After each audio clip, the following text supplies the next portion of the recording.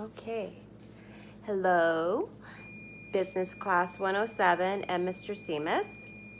My name is Vanessa Jensen. This is my dog, Tut.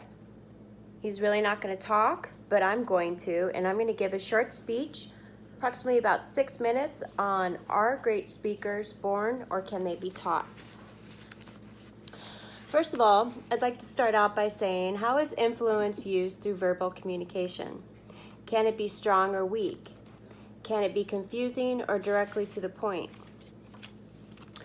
Are great speakers born this way or can they be taught? I have decided through research and documentaries that my chosen speaker, who is head of the state in Denmark, Queen Margrithe, very beautiful, has been born a great speaker and also taught strong communication tools through education and upbringing to speak to a wide variety of people throughout her country. Through a succession to the throne at a moderate age, she has graciously evolved into a great speaker. And from the documentaries, is never at a loss for words. Once her father died, she became Denmark's crown queen, because they had no king.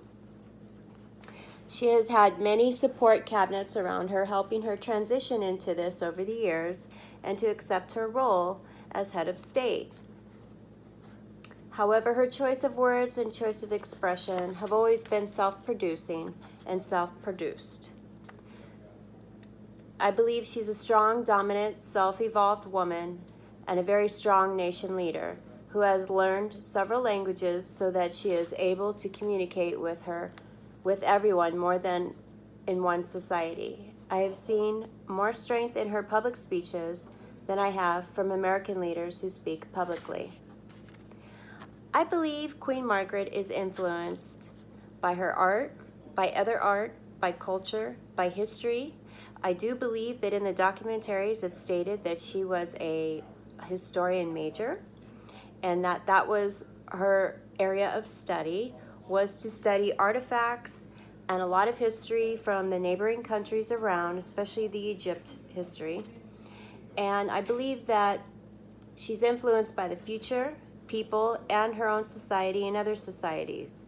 I think with this many influences in one person who has a lot of power and control and influence through communication in their country, and Denmark is not that big of area either.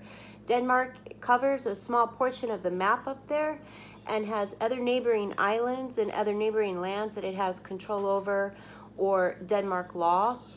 But I do think that for the area of size, there's a strong dominance and a strong influence through this woman, especially when she speaks to the camera. And I think for her as a woman and to be crowned queen, that must have been a lot of stress and a lot of pressure to evolve into that role over a long period of time, especially in the 70s and the 80s when speaking publicly wasn't a very strong point for women.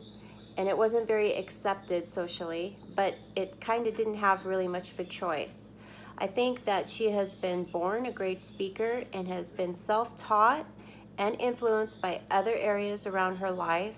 And this has brought her to how she's been able to speak so well publicly.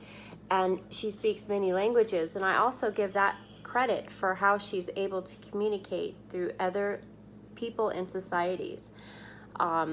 There's a lot of people that are in charge of other nations and countries. And if you see them publicly speak, they're not very dominating with their point of view or their messages. A lot of other nation speakers are publicly pronounced through viewpoints that have to do with politics and war. If you go back and look at the documentaries of Queen of Denmark, she's not very politically spoken on war, but very strong and dominant in protecting her area and the neighboring lands. And I think that's a wise and impressionable personality and demeanor to have, because if you can influence the world peacefully, that's a gift. And if you can influence the world through speaking peacefully, that's another gift. And if it is recognized and listened to and adapted, and people understand what you're saying and you're a great speaker, that's not only a gift, but it's a tool.